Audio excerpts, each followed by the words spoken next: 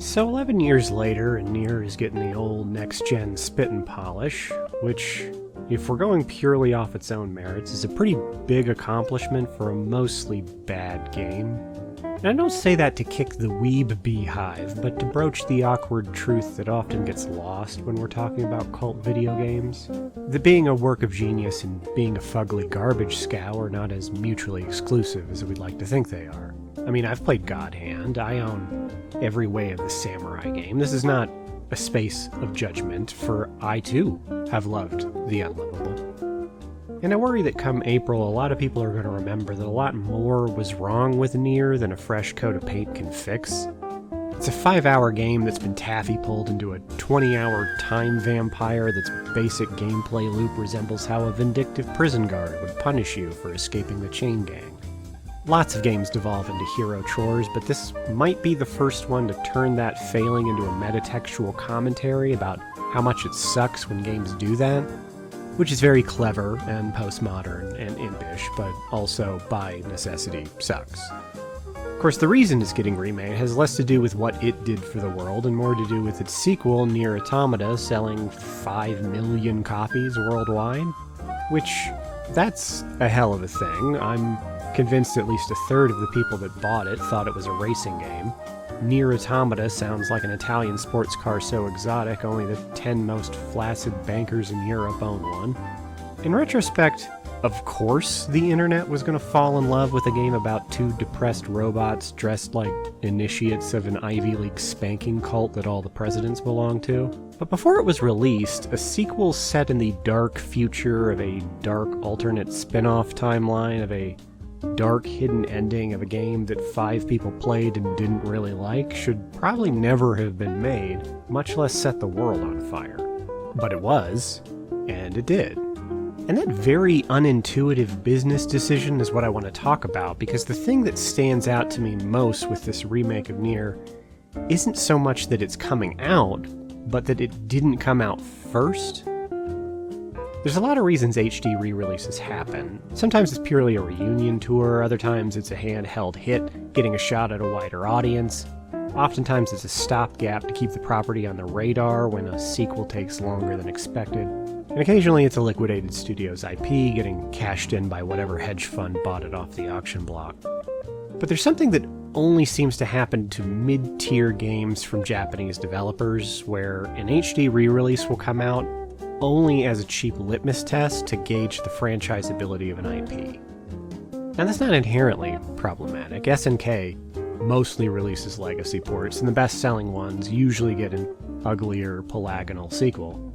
It's just kind of common sense to make more of the thing people are buying. Now specifically I'm talking about when companies start making a lot of their internal game development contingent on reselling older games, regardless of what their internal development teams have any interest in creating, and then tell everybody that's what they're doing to effectively coerce their fans into buying them. For example, Konami did this when they actually made video games, scuttling the third Zone of the Enders back in 2014 after the remastered collection failed to move copies or maintain a double-digit frame rate. Were those two things possibly related? The world may never know. Capcom hands down does it the most, though. Darkstalkers got its comeback cancelled all the way back in 2013 when Darkstalkers Resurrection failed to resurrect anyone's interest in 2 games that were at that point old enough to legally drive. Dragon's Dogma has been stuck in a weird holding pattern where it's a bit too beloved for people to give up hope for a sequel, but its sales figures are too modest to ever get one. The next-gen port came out for the game's 5th anniversary with no frills, additions, or fanfare, feeling mostly like a half-hearted attempt to insincerely claim they tried. That was followed last year by a truly garbage Netflix anime series of all things, one that I can't imagine did anything good for the brand's reputation.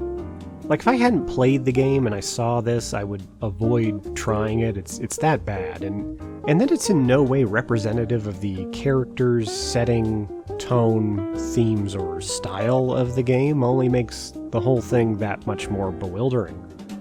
Most recently, an Onimusha revival got the kibosh after a remaster of just the first game, retailing for $20, failed to muster much interest. Man, Could have sworn people would have jumped all over the chance to buy an individual PS2 game at a $20 price point. Sure, that's what you'd usually pay for a bundle, say like a, I don't know, trilogy of older games, but come on, they went to the trouble of making the graphics look. Nice is a big word. Nice is maybe an unfair bar to set here. Expectations can get out of hand when you're calling a thing nice. Maybe emblematic would be a better fit. They were very emblematic graphics. $20. And they don't just do this with their C-list properties either. Even their biggest sellers are subjected to this weird mentality, like after Resident Evil 6's blend of dumb action with stupid action, face-planted with audiences, and Capcom's reaction was to announce that sales of the more horror-focused Resident Evil Revelations HD would help determine whether future entries of their horror series would have horror in them. This announcement probably would have felt more appropriate if instead of a press release they just sent a finger in the mail with a note telling us to leave $60 in a bag by the rail yard if we ever wanted to see our franchise alive again. It was also the time they released the Devil May Cry 4 and DMC remasters at the same time to have us determine Gladiator style which creative direction the series should go in. And I've never seen a company resort to alcoholic dad tactics for their market research before, but that's exactly what they did when they made two games about fighting your brother fight their brother. On the one hand, you can see the logic in doing this. AAA game budgets can now use entire space programs as a standard of measurement, and there's a lot of risk to mitigate. Brand recognition can guarantee sales, but not a hit. Art is hard, so sometimes a great team can make a mediocre game.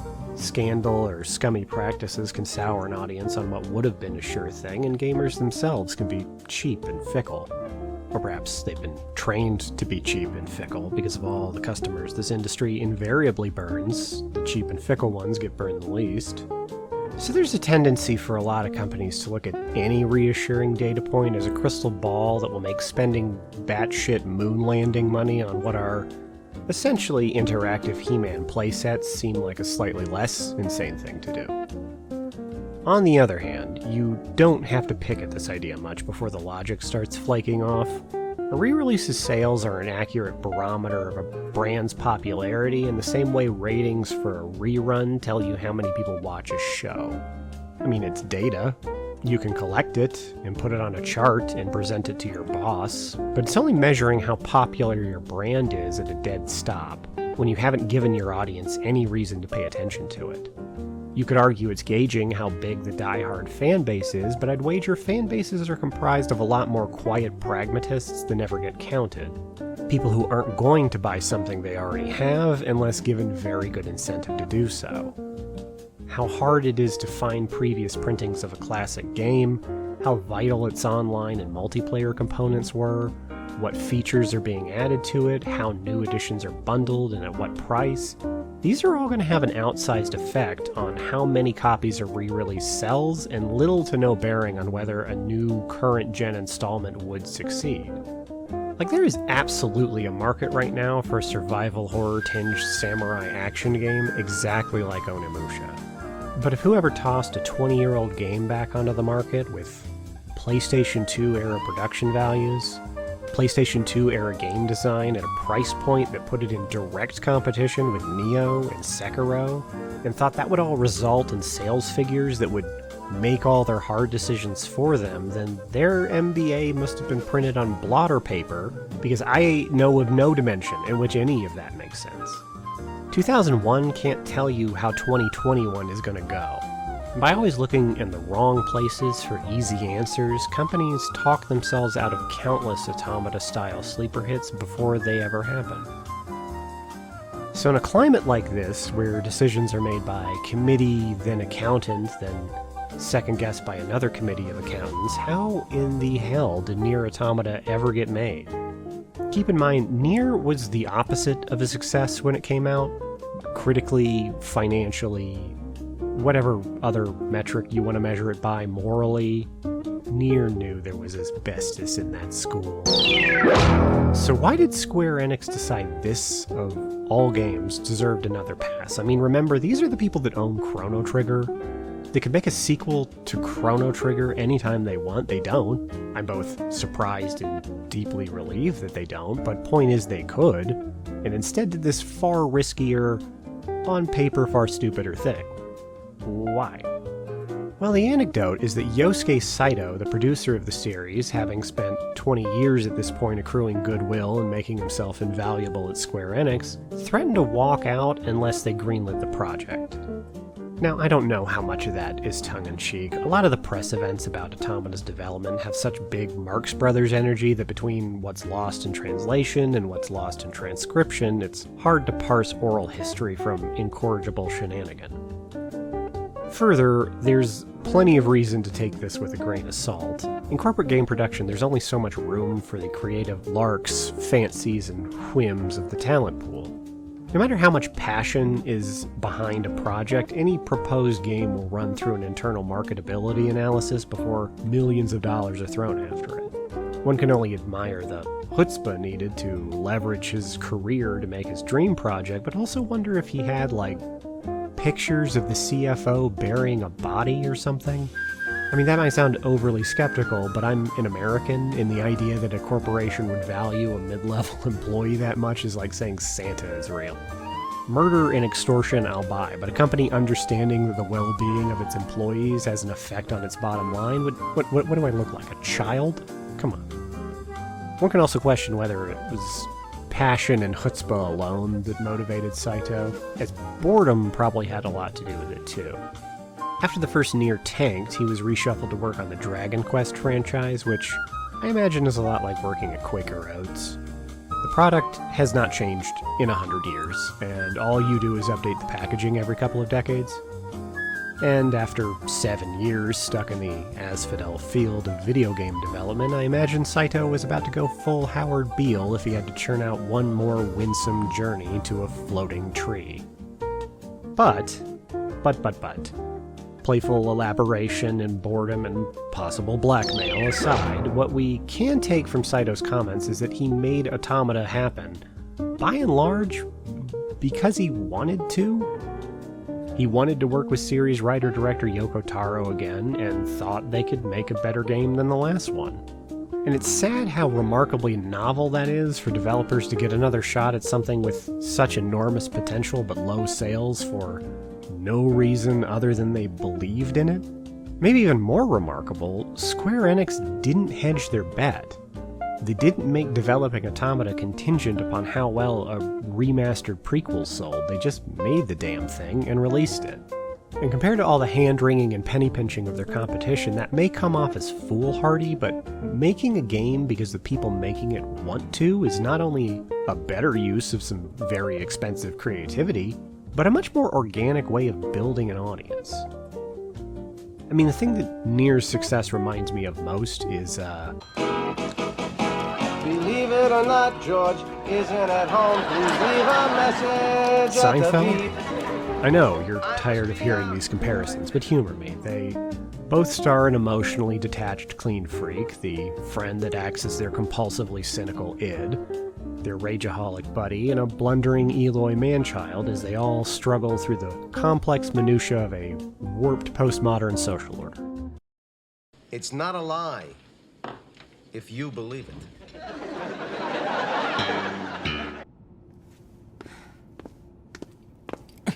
Both series posit that the bonds between people are tenuous, shaped largely by ego, grievance, and self-deception, prone to nothing but tragic consequences. Cable boy. Cable boy. Most pertinent, though, they were both failed experiments that became successful by staying the course and building their fan bases over time. The first 3 seasons of Seinfeld were well reviewed, but no one watched them. There really wasn't anything this flagrantly unsentimental on network television in the late 80s. There were plenty of people it would appeal to, they just weren't watching TV on Thursday. The show was facing cancellation after only 12 episodes, but despite having every reason to pull the plug, NBC stuck with it. And while large numbers of people weren't tuning in, the people who were wouldn't shut up about it. Seinfeld became one of the first water cooler shows, and that gradually built its audience up from a cult to a regional archdiocese to a full-blown papacy. That metaphor is not great. Nier might have flopped on release, sure, but it's gradually accrued the type of enduring success most bestsellers never find. Building a fan base of weird game intelligentsia, message board tastemakers, and actual game developers. Which makes sense in the same way movies about movies usually clean up during Oscar season. A game loaded with metatextual genre hopping made years before Frog Fractions and Pony Island was primarily going to appeal to people who spend a lot of time picking the medium apart. And this quiet, years-long reappraisal slowly moved the needle on the game's reputation from a C-list flop to an underrated gem, a tragic near miss, or even a lost classic.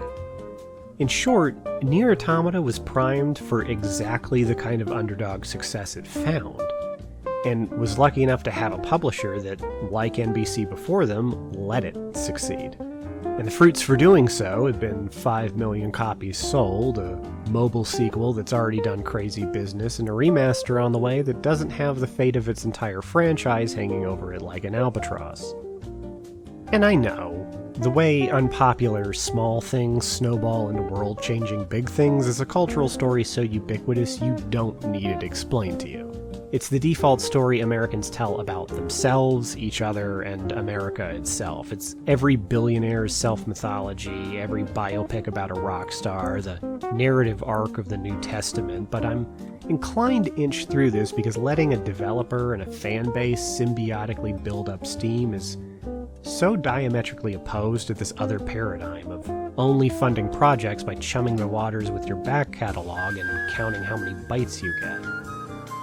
And I also know how naive all this sounds, particularly when bargain bins the world over are littered with these smashed wreckage of oddball cult franchises that publishers thought might be the next big thing that were then not. I mean, anybody remember Siren Blood Curse? Sony's big swing at turning their weird and grimy J-horror series into a mainstream Western blockbuster? And why not? The Siren games were mechanically innovative, surprisingly deep, scary as all hell, drenched in atmosphere. The series was poised for bigger and better things, except for being kinda bad. Like, as experiences, the games are mesmerizing, but as something you had to steer around, my God, I've had more fun reading return policy fine print, which, coincidentally, is the only ending for Siren that most people have seen. Having cred with arch gamer nerds doesn't count for a hell of a lot, ultimately, and it's very easy for me to armchair quarterback a lot of these publishing decisions without a full understanding of development costs and marketing budgets and the other 10,000 things that can go wrong that junior YouTube enthusiasts like me never pay any attention to. As a layperson, I only know how all these decisions look, and as a consumer, how they make me feel. I know I've spent the last decade watching game companies talk themselves out of making more games I would have bought than making games I did, and claiming only the most specious of reasons for doing so. I know there are hidden costs to holding beloved franchises and talented developers hostage in order to squeeze the fan base for more sales. I know I buy games secondhand from publishers that treat their customers fecklessly. I know that Hideaki Itsuno spent half his Devil May Cry 5 interviews begging Capcom to let him make another Dragon's Dogma. And while I don't know what it would cost to build a next-gen open-world action role-player in the RE engine, a lot, probably, I do know that a man that good at making video games shouldn't have to publicly beg to continue a series that worthy of a sequel. And whatever model or policy or benchmark that spurred him to do so is probably too broken to be helpful anymore. And I know that I'm going to give money to companies that trust their developers to make memorable video games over ones that don't. I mean, that's the awkward thing about all of this. Full disclosure, I don't like Nier or Automata. I don't think they're good. The gameplay loop is lazy, the whole multiple ending gimmick is exactly that, and frankly, every time Yoko Taro gets up in front of people in that stupid little hat and says that his stories are, quote, not very good at all, and a big bag of shit, and everyone chortles and says, oh, what an eccentric kook he is, I'm left wondering if this is all just some deep-cut Twilight Zone about a man with the most justified case of imposter syndrome ever, trapped in a world that doesn't know what big bags of shit look like. But, I adore the fact that there is a AAA video game with the courage of its convictions to be this doofy and pretentious and disastrously itself. I'm thrilled to play a game that has a perspective, that wants to say something about life and people and the world, that I don't find what it has to say terribly profound is less important than the fact that I got to hear it at all. We need more big-budget games that are personal, idiosyncratic, that aren't trying to be all things to all people, and that these games have become so beloved only does good things for the industry. I don't like Nier, but I love that it exists in the world. And even if this only comes from my own lack of sophistication and insider knowledge, I wish more publishers took a chance on projects their developers believed in, rather than picking through their former glories hoping to strike gold. Well, that's the video. If you liked it, hit buttons to express your delight. Show it to people who will also show delight through buttons. Subscribe if you'd like to be notified when material similar, only with different words, about other things gets foisted into the video square. And even if you do none of those things, thank you for watching.